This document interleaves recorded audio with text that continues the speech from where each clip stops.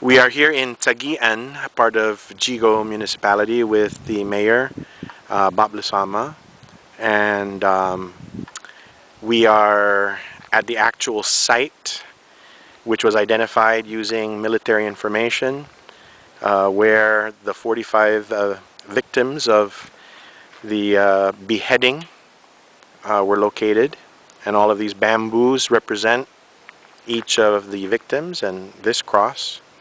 But I wanted to ask the mayor. Mayor, it took 40 some years, 50 years, I'm not sure, About, yeah, just about, to even find out that this happened. that's right. Father Eric, thank you for the opportunity. And yes, as the mayor, it was in 2003 that I was provided documents from Mr. Dave Lotz, who lives there in Jigo. He was retiring out of Parks and Recreation, and when that had happened, he had provided me documents that talked about the Chiguyan massacre site, that talked about the beheading that took place out here after the war. And with that, a year later, I was visited by students from the University of Guam. They were doing this research as a project under the instructions of their professor Onodera, Peter Onodera, who then had students that were instrumental in really doing a great job in identifying this through the assistance of some personnel from the 3rd Marine Division.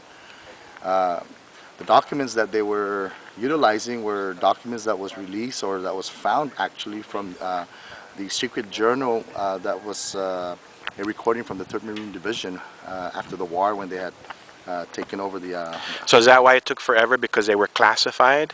Perhaps that is one thing that what I recall, I recollect is that it was released, and when it was released, that's when they noticed, as they were reading and going through these documents, that they realized that there is a massacre site that is in Jigo, which is the Chiguyan site. So the family members of all of these 45 victims, they just probably assumed, well, our relative got killed, we don't know how or where, missing. Matter of fact, Because there were no, who would have been able to go and tell them? that's right. There were no survivors. That's correct. No eyewitnesses that survived. That's correct. Okay.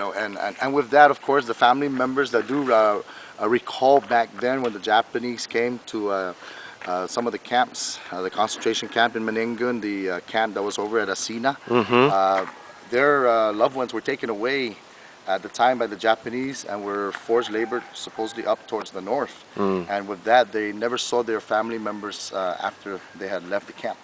And with that, when they heard that we were memorializing this area, that's when families started to come forward, started visiting my office, providing me the names of their loved ones, their brother, their family, their father, their grandfather, names that has been provided. I do have some names that's been provided to me by Tony Ramirez, who works at Parks and Recreation as well. Apparently, these names again are not to be released until otherwise we do extensive research and make certain that if these are the individuals that were massacred, then that will be. For the meantime, because of those official documents that's been released, we continue to memorialize this site, and we call it the Chiguyan Massacre Site. Yes, I was in historic preservation at the time, and I saw the photos, military photos of the beheaded bodies. And I can understand why they've never been released, because they're quite gruesome to see. Did you ever get a chance to see them? Father Eric, I would hope perhaps maybe that I can be able to view that or have copies so I can provide it with the information that I presently have with those names, and at the same time perhaps it's something that we still need to work on further, extensive, to really get down to getting more research conducted. The bodies were found several days later. I think August 8th was the day that the Marines stumbled upon these bodies, these cadavers. Yes. And incidentally, Father, that where we are right now, Chiguyan site, not too far from here is the Japanese memorial, which is further south from this site as we stand. So what really happened remains to be identified. The other thing that's very interesting is when we first came out here in 2004, we actually stumbled across these huge flame trees. Right. And they all stand in a straight line. Exactly. And such huge trunks. We don't know if our Chamorros were the ones that planted these, but these are other things that still needs to be researched with agriculture's assistance to determine the actual aging of these trees. But when we first came out here in 2004, this was practically a jungle.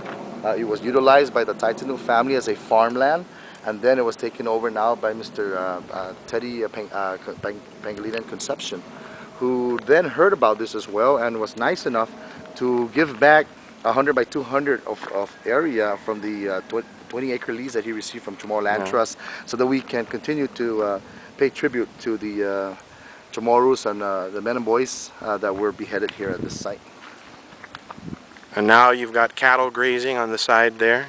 Yes, cattle. We have we sometimes we of course see Teddy's wild pigs and ducks and chickens just making their rounds around this area as we come out to continue maintaining the grounds.